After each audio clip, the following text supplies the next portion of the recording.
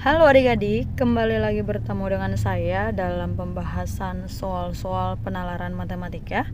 Di sini saya punya beberapa soal yang akan saya bahas. Saya mulai dari teks yang pertama. Seorang pedagang popcorn menggunakan alat takar besar, sedang, dan kecil untuk menakar banyaknya popcorn yang dijual. Popcorn sebanyak 1 takaran besar dan 2 takaran sedang dijual seharga 148.000, sementara popcorn 1 takaran besar dan 2 takaran kecil dijual seharga 118.000. Nah, kemudian di bawah ada pertanyaannya, jika Alia membayar sebesar 251, ia mendapat popcorn sebanyak 2 takaran besar, 1 takaran sedang, dan berapa banyak takaran kecilnya. Oke, jadi yang pertama, teks 1 ini saya akan sederhanakan menjadi sebuah model matematika dengan cara melakukan yang namanya pemisalan ya. Jadi di sini saya misalkan banyak takaran untuk yang besar. Nah, ini saya misalkan dengan X. Kemudian yang sedang itu saya misalkan dengan Y. Sementara yang kecil saya misalkan dengan Z. Jadi katanya untuk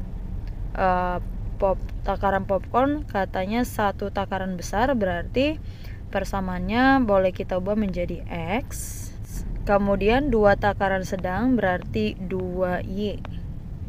Nilainya katanya 148.000. Nah, ribunya saya simpan dulu, jadi saya tuliskan 148 aja. Kemudian yang kedua, katanya popcornnya dijual dengan 1 takaran besar berarti X dan 2 takaran kecil berarti 2Z. Harganya adalah 118.000. Nah, dari dua persamaan ini saya lakukan 2 hal. Yang pertama, saya jumlahkan.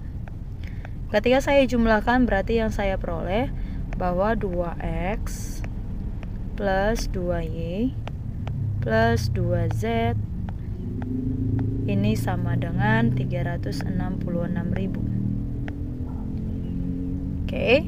Nah, itu yang pertama. Kemudian kalau misalnya yang 2 ini saya lakukan pengurangan atau selisihnya ya, maka kita akan peroleh ini yang pertama ya. Ini kondisi yang pertama.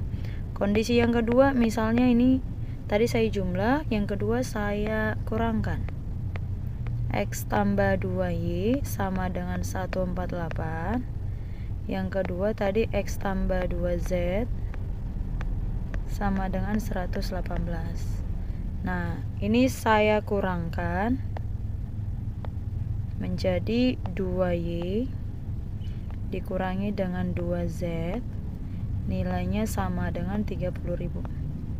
Kemudian masing-masing saya bagi 2, berarti jadinya Y min Z sama dengan 15. Oke. Nah, jadi untuk kondisi yang pertama katanya si Alia ingin bayar 251.000.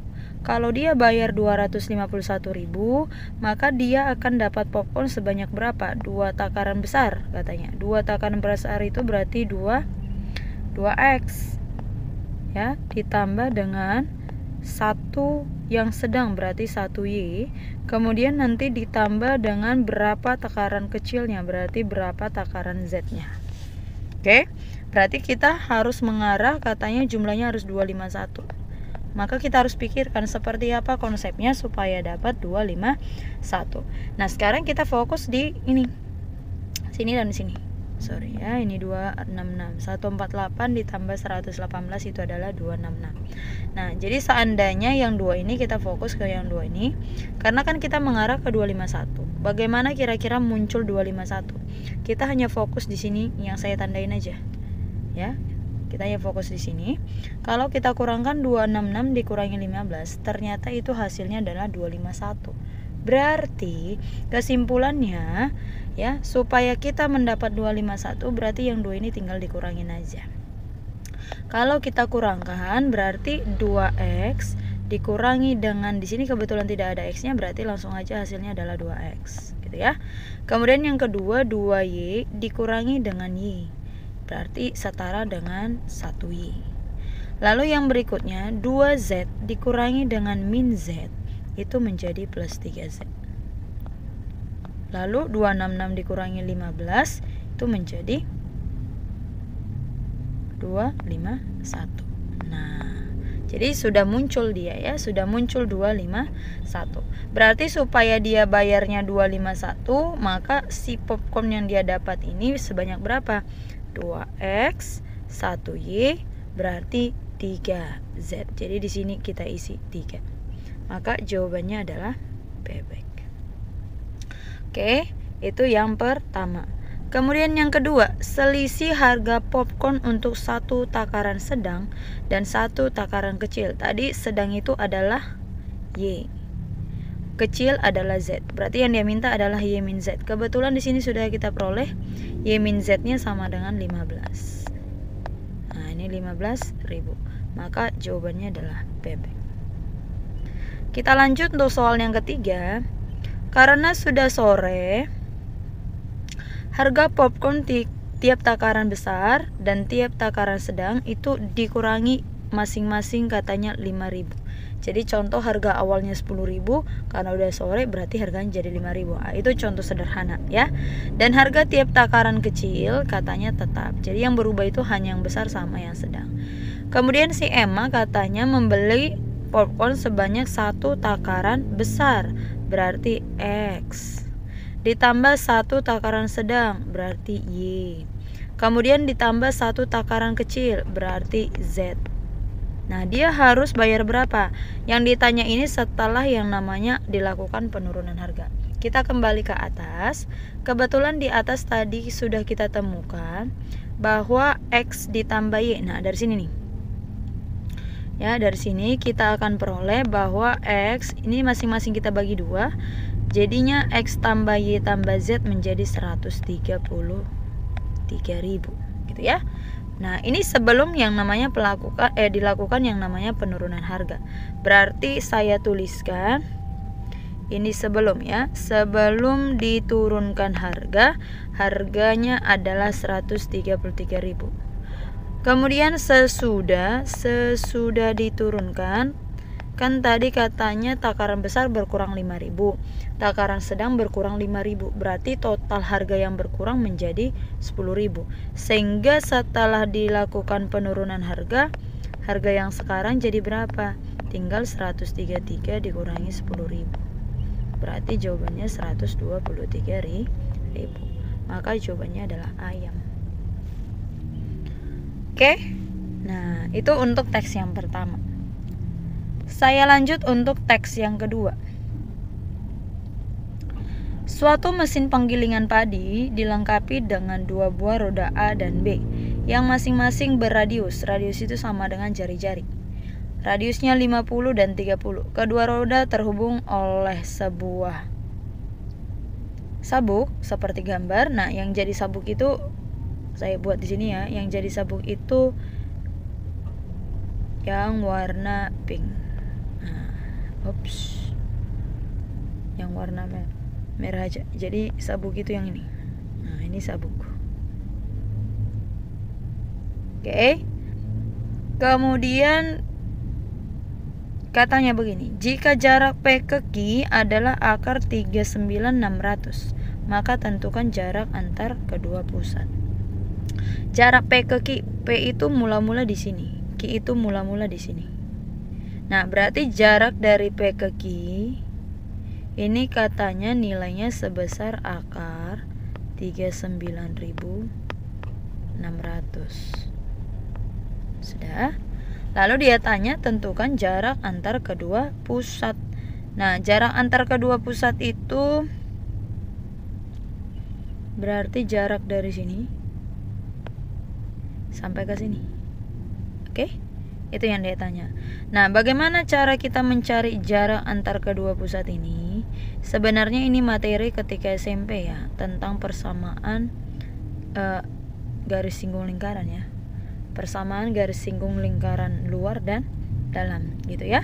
Nah, cuman supaya tidak banyak hafalannya, maka saya buat ilustrasinya seperti ini. Pertanyaannya tadi tentukan jarak A ke B. Sebenarnya cukup saya buat yang namanya garis yang sejajar dengan AB, di mana garis tersebut saya bentuk atau saya tarik dari titik Q. Oke, jadi mungkin langsung saya praktekin aja. Tadi kan ini katanya jari-jari ya. Ini jari-jari. Nah, ini jari-jari. Yang jari-jarinya katanya sebesar 50.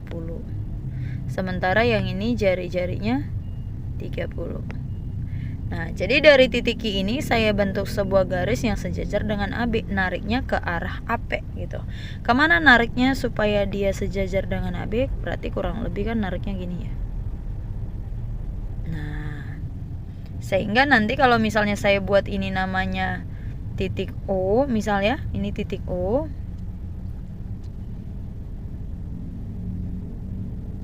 Nih, saya buat misalnya namanya titik O. Berarti OQ itu sama aja dengan AB ya. OQ itu sama aja dengan AB. Nah, yang ditanya di soal kan panjang AB ya. Berarti supaya dapat panjang AB, kamu cari dulu panjang O ke Q gitu. Nah, jadi mencarinya kita fokus ke segitiga POQ. Nah, kamu fokus ke segitiga POQ. Segitiga POQ ini segitiga apa? Nah, lihat sabuknya itu kan bersinggungan dengan dengan lingkaran.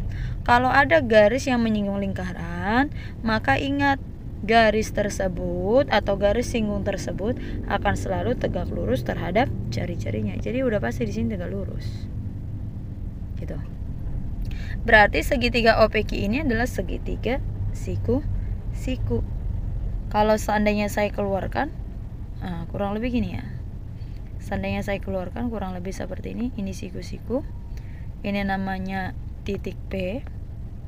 Di sini namanya O. Lalu di sini Q. Nah, yang mau kita cari kan dari O ke Q. Berarti yang ini dong. Yang mau kita cari yang ini. Sisi miring dari suatu segitiga siku-siku. Bagaimana cara mencari sisi miring segitiga siku-siku? Berarti boleh saya tulis bahwa OQ kuadrat, nah ini sama dengan akar daripada OP kuadrat ditambah dengan PQ kuadrat. Nah, sekarang kita cari berapa panjang OP. O ke P ini kan AO ini dia kan sejajar dengan BQ. Berarti panjang mereka sama, yaitu sama-sama 30. Maka nyari OP langsung aja panjang daripada AP dikurangin dengan OA. Berarti 50 dikurangi 30. Nah, jadi di sininya 20. Sementara QP itu panjangnya adalah akar 39.600. Nah, oke. Berarti kalau kita hitung OP kuadrat itu sama dengan 20 kuadrat berarti 400. PQ kuadrat berarti sama aja dengan 39.600. Sehingga kalau kita totalin ini totalnya adalah akar daripada 40.000. Nah, akar 40.000 itu berarti setara dengan 200 cm atau sama dengan 2 meter. Karena yang dia minta satuannya ke meter, berarti semua kita bagi 100. Sehingga jawabannya adalah A ya. Oke, kita lanjut ke soal nomor 5. Jika roda A berputar sebanyak N kali, maka roda B berputar berapa kali gitu ya. Kalau kita fokus ke rodanya, tadi kita perhatikan bahwa roda A itu lebih besar daripada roda B ya. Nah, jadi katanya begini, saat roda A berputar sebanyak N kali, roda B berputar berapa kali? Ini berhubungan sama jarak ya. Kalau misalnya begini, roda A berputar sebanyak 5 kali, berarti logikanya roda B bakalan berputar lebih banyak daripada roda A, karena diameter daripada roda B itu lebih kecil gitu ya. Maka nanti kalau dia tanya berapa kali lah si roda B itu berputar, nah berarti dalam hal ini jarak tempuh ya, jarak tempuh atau jarak lintasan roda A itu sama dengan jarak lintasan roda B. Apa rumus mencari jarak lintasan? Jarak lintasan atau jarak tempuh itu bisa dicari dengan menggunakan keliling daripada roda ya, keliling daripada roda A ya, keliling roda A dikali dengan banyak putaran banyak putaran roda A ini harus sama dengan keliling roda B dikali dengan banyak putaran roda B.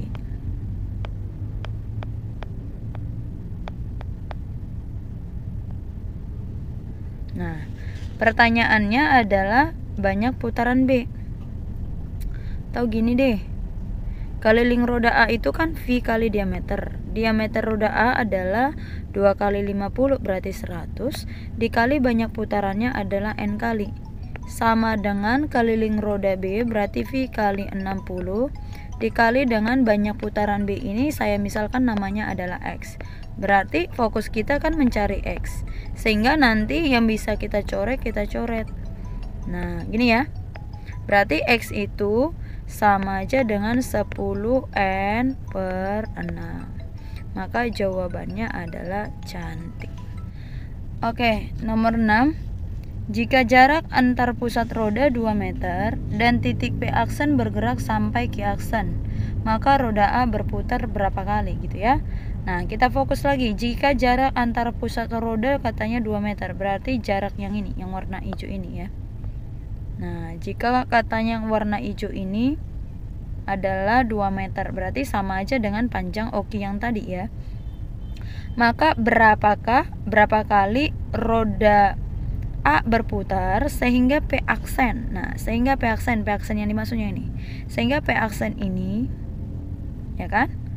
Boleh sampai ke Q aksen. Berarti lagi-lagi berhubungan dengan jarak tempuhnya. Jadi logikanya bagaimana cara P aksen ini bisa pindah ke Q aksen? Ya udah pasti dengan cara rodanya berputar-putar. Berapa kali rodanya berputar-putar nggak tahu. Itu yang mau kita cari tahu. Berarti kalau misalnya ditanya berapa jarak tempuh dari P aksen ke Q aksen, berarti jarak tempuhnya itu sejauh ini gitu, sejauh sabuk yang tadi. Nah, biar lebih gampang kalau misalnya ditanya berapa jarak lintasannya, logikanya begini. Tadi kan okinya itu udah kita cari. Okinya itu kan hasilnya 2 meter ya. Hasilnya adalah 2 meter. Nah, dan ini kan soal nomor 4 ini berhubungan berarti sama soal nomor 6. Soal nomor 6 dikasih tahu jarak antar pusatnya 2 meter. Berarti logikanya kalau pusatnya jarak antar pusat 2 meter, lalu dari O ke P itu juga masih sama yaitu 20 cm, berarti jarak dari P aksen ke Q aksen berarti tetap juga sebesar akar 39.600. Jadi tidak ada angka yang perlu kita cari lagi, semuanya sudah ada di sana gitu ya. Jadi jarak tempuh dari P aksen ke Q aksen itu sama aja dengan sejauh akar 39.600 meter. Nah, inilah jarak tempuhnya. Maka kalau dia tanya berapa kali atau berapa banyak putarannya, nah banyak putaran itu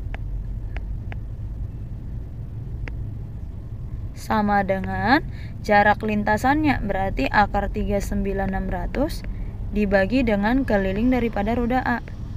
Keliling itu tadi 100 V ya, V kali diameter. Nah, akar 39.600 kan sama aja akar 396 dikali 100. Akar 100 itu 10 kali akar 396. Lalu dibagi dengan 100 V. Nah, yang bisa kita coret-coret. Nah, ini kita coret. Sehingga nanti banyak putarannya adalah sebanyak akar 396 dibagi 10 V. Maka jawabannya BB. Oke. Sekarang kita lanjut ke teks 3. Teks 3, sejumlah cincin saling bertaut yang masing-masing setebal 1 cm. Jadi tebalnya cincin ini 1 cm, 1 cm, 1 cm, semuanya 1 cm. Digantung pada sebuah pasak. Cincin atas memiliki diameter luarnya 30. Nah, cincin atas yang dia maksud itu yang ini. Inilah diameternya sepanjang 30 cm. Diameter luar masing-masing cincin lebih kecil 2 cm dari diameter luar cincin di atasnya. Nah, berarti kalau tadi ini diameternya 30 cm, maka cincin yang di bawahnya itu berapa? Berarti cincin yang di bawahnya ini berkuranglah 2 cm. Kenapa? Karena tadi katanya diameter luar masing-masing cincin lebih kecil 2 cm dari yang di atasnya. Berarti ini setara lah dengan 28 cm. Maka cincin ketiga berapa? Cincin ketiga berarti berkurang lagi 2, berarti 26. Dan seterusnya 26, 24, 22 hingga katanya terakhir adalah 4 cm.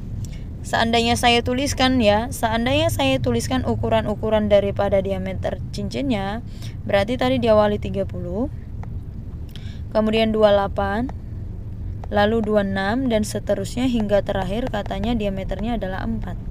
Kalau kita perhatikan, ini ukuran daripada diameternya ini kan membentuk pola ya, ada polanya. Kalau kita perhatikan ternyata ini adalah pola dari barisan aritmatika.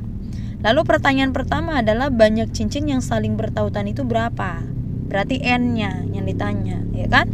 Maka nanti kalau ditanya N-nya, kita mengarahkan ke rumus UN. UN di dalam aritmatika kan rumusnya A ditambah N-1 kali dengan beda. UN-nya itu sama dengan 4. A-nya itu sama dengan 30. Ditambah N-1, bedanya adalah -2. Nah, ini berpindah berarti 4 kurang 30 menjadi -26. Sama dengan N-1 kali dengan -2. Nah, ini tinggal kita coret, berarti ini jadi 13. N-1 sama dengan 13, berarti nilai N-nya adalah 14. Berarti banyak cincin yang saling bertautan itu adalah 14. Maka jawabannya adalah cantik. Kita lanjut ke soal yang nomor 8. Nomor 8 katanya begini, jarak dari bagian atas ring teratas sampai ke bagian ring terbawah. Jarak yang dia minta, jarak. Mana ring teratas? Ring teratas itu maksudnya cincin yang paling atas gitu ya. Jadi yang dia minta dalam soal itu jarak dari sini, dari ujung sini ya, hingga sampai ke ujung cincin yang terbawah yang diameternya tadi adalah 4. Berarti kan logikanya mencari jaraknya itu tinggal ditambahin aja sih diameternya. Misal tadi 30, kemudian ditambah dengan 28, kemudian ditambah 26 dan seterusnya. Cuman kita perhatikan ya, ketika hanya kita tambahkan misal 30 tadi ya, ini kan diameter yang teratas 30, kemudian ditambah dengan 28. Nah, kita fokus yang 2 cincin ini aja dulu. Ketika yang 2 ini kita jumlahkan, ada yang 2 kali dia dihitung. Yang mana yang 2 kali dihitung? Yang 2 kali dihitung itu terletak pada tautan. Nah, di bagian tautan itu 2 kali mereka terhitung, bagian sini itu terhitung 2 kali. Sehingga karena terhitung 2 kali, maka harus kita kurangkan. Kita kurangkan sebesar berapa gitu ya. Jadi kalau misalnya ditanya berapa jarak cincin teratas sampai cincin pertama ke cincin kedua, berarti nanti logikanya langsung aja 30 ya kan? Kemudian ditambah dengan 28. Setelah itu dikurangi dengan siapa? Dikurangi dengan yang ini. Karena ini tadi 2 kali perhitungan. Jadi kita kurangkan sekali. Kurang berapa? Karena tebal cincin adalah 1 masing-masing, berarti ini 1, yang ini 1, berarti tebalnya setebal 2. Jadi kita kurangi dengan 2. Gitu ya, dan seterusnya. Nah, jadi boleh kita buat jarak bagian atas ring teratas sampai terbawah, berarti boleh kita tulis jadinya 30 ditambah 28 dan seterusnya sampai ditambah dengan 4. Nah, ini nanti semuanya wajib kita kurangi. Kita kurangi dengan berapa? Cincinnya tadi kan ada 14. Kalau misalnya cincinnya ada 14, berarti tautannya ada 13. Karena minimal 2 cincin baru dia bertautan. Kalau 2 cincinnya sekali tautannya. Kalau 3 cincinnya 2 kali tautannya. Berarti kalau cincinnya ada 14, tautannya ada 13 kali. Maka nanti ini harus dikurangi 13. Ketebalan cincin yang bertautan itu kan 2 cm, berarti kali 2. Nah, ini tinggal kita terapkan rumus SN pada aritmatika. SN-nya sama dengan N/2 dikali dengan A plus UN. Nah, berarti sama aja dengan S14 karena cincinnya tadi ada 14. Berarti setara dengan 14 per 2 adalah 7 dikali A-nya 3 30 ditambah UN-nya 4 lalu dikurangi dengan 26. 7 kali 34 berarti sama dengan 238 dikurangi dengan 26 berarti hasilnya adalah 212. Maka jawabannya adalah Eko. Oke. Saya lanjut ke teks 4. Suatu daerah sedang melaksanakan pemilihan kepala daerah. Prosesnya mulai dari pendaftaran calon, pencarian dukungan masyarakat sampai pengumuman selama 14 minggu. Pemungutan suara masyarakat untuk calon kepala daerah ini dilaksanakan pada minggu ke-10. Tingkat popularitas dan dukungan pada seorang calon kuat pada minggu ke-T diasumsikan dengan FT. Nah, FT-nya sudah dibuat modelnya seperti ini ya. Jadi ini rumus daripada FT-nya. Lalu katanya T itu dimulai dari 0, di mana katanya saat T-nya sama dengan 0, di sanalah terjadi proses pemilihannya dimulai. Pertanyaan pertama adalah tingkat popularitas calon kuat ini maksimum pada minggu ke-T dengan T-nya adalah berapa? Ada kata maksimum ya. Ada kata maksimum. Katanya tingkat popularitas calon kuat ini maksimum pada minggu ke-T. Jadi pada saat minggu keberapa lah dia mengalami maksimum. Maka kita ingat yang namanya mencari maksimum syaratnya adalah turunan pertamanya harus sama dengan 0. Maka kita ingat apa rumus mencari turunan pertama? Jikalau ada fungsi f(x) sama dengan U per V, berarti turunannya adalah U aksen kali dengan V min V aksen dikali dengan U dibagi dengan V kuadrat. Nah, inilah turunannya. Oke, langsung kita misalkan aja yang ini 840 itu adalah U, sementara yang 49 plus T kuadrat itu adalah V. Maka kalau seandainya kita turunkan F aksen T sama dengan U aksen berarti 840 dikali dengan V berarti 49 plus T kuadrat lalu dikurangi V aksen. V aksennya berarti 2T dikali dengan U nya 840 T. Semuanya nanti kita bagi dengan V kuadrat berarti 49 ditambah T kuadrat nilainya sama dengan 0. Nah, ini kalau kita lakukan perkalian silang berarti hasilnya juga sama dengan 0. Sudah? Nah, kemudian berikutnya berarti saya tulis. Berarti nanti hasilnya kira-kira jadi begini. 840 kali 49 ditambah T kuadrat dikurangi dengan 2T 840T ini hasilnya harus sama dengan 0.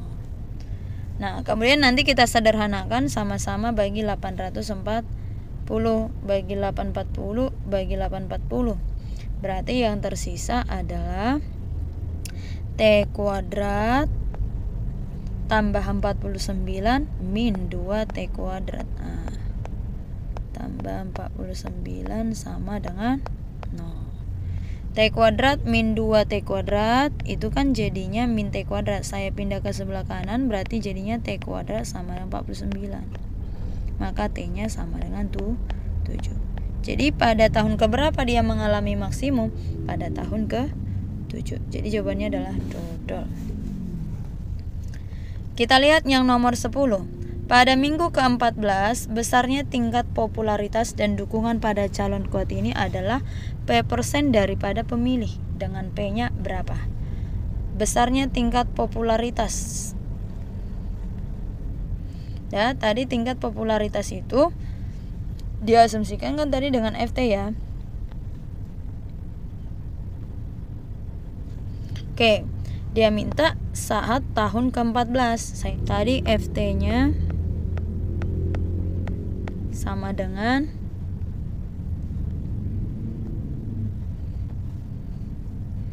840T per 49 ditambah dengan T lalu ditambah dengan 10. Nah, dia minta adalah pada saat T-nya 14 berapa banyakkah tingkat popularitas pada calon kuat ini gitu ya. Berarti langsung kita buat aja, ini jadinya F14. F14 sama dengan 840 dikali dengan 14, kemudian dibagi 49 ditambah dengan T kuadrat, berarti 14 kuadrat, lalu ditambah lagi dengan 10 sama dengan ya 840 dikali dengan 14 itu berarti 11760 ya, 11760 dibagi dengan 245, kemudian ditambahkan dengan 10. Berarti totalnya menjadi 58. Nah, jadi inilah nilai daripada si P. Sehingga jawabannya adalah Eko. Kemudian nomor 11, katanya begini, laju perubahan F terhadap T. Kalau dikatakan laju perubahan F terhadap T, ini yang dia maksud dalam soal itu adalah turunan F terhadap T, berarti F aksen T. Nah, inilah yang ditanyakan dalam soal. Kebetulan tadi di atas kita sudah cari F aksen T-nya ya. F aksen T-nya itu adalah yang ini. Nah, ini F aksen T-nya. Jadi tinggal kita pindahkan aja. F aksen T sama dengan U aksen, berarti tadi 840 ya. Kemudian dikali dengan V, berarti 49 ditambah dengan T kuadrat dikurangi dengan V aksen. V aksen berarti 2T dikali dengan U adalah 840T lalu dibagi dengan V kuadrat, berarti 49 ditambah T kuadrat dikuadratin. Nah, inilah turunan pertamanya. Kalau kita lihat di opsi kan opsinya tidak ada seperti ini, berarti kita lakukan penyederhanaan. Cara menyederhanakannya yaitu kebetulan di sini sama-sama punya 840. Jadi 840-nya boleh kita keluarkan saja sehingga nanti di sini tinggal 840.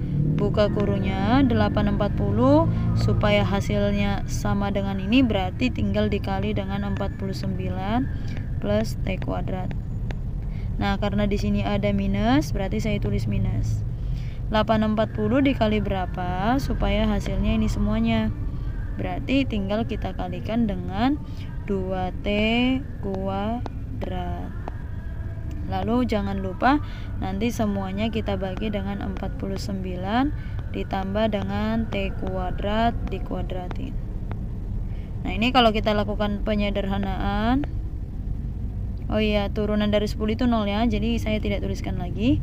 Nah, berarti ini nanti sama dengan 840 dikali 49 min T kuadrat lalu dibagi dengan 49 ditambah T kuadrat dikuadratin. Sehingga kalau melihat opsinya ini jawabannya adalah Eko ya. Jawabannya adalah Eko. Oke, demikian pembahasan daripada kakak. Semoga dipahami ya. Nanti kita akan lanjutkan di pembahasan berikutnya. Sampai bertemu di pembahasan berikutnya. Bye-bye.